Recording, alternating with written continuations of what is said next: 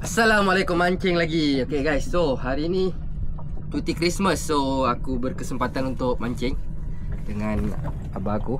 Okay, so hari ni kita orang mancing dekat Setajam, naik boat, sewa dengan owner Rakit Tuboy. Nanti aku akan bagi detail lah, korang boleh contact owner Rakit Tuboy ni.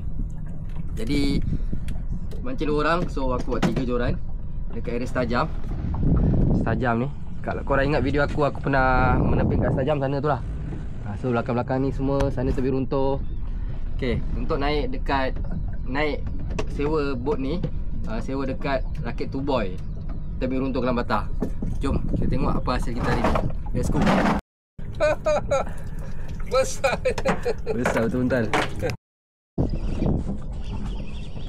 Ikan apa, tengok ikan apa yang ada ni. Ikan apa tak tahu. Buntal. Baru turun je, baru turun. Duri, buntai duri.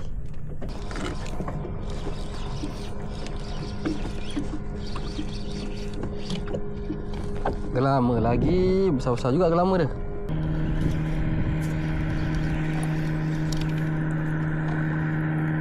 Gelama.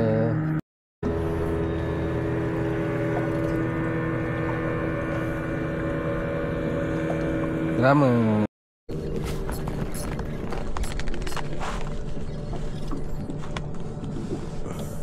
Lama gelubuk.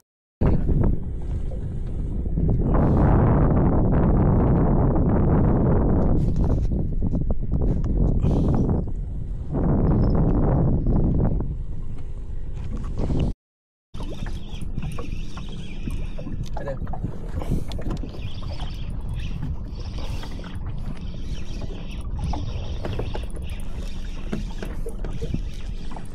Ada.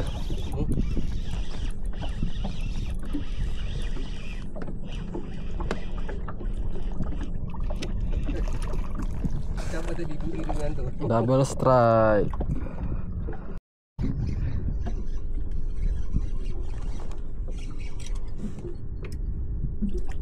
Duri. Aduh. Alright guys, settle mancing hari ni. Hari ni aku mancing daripada pukul 8 sampai pukul 2.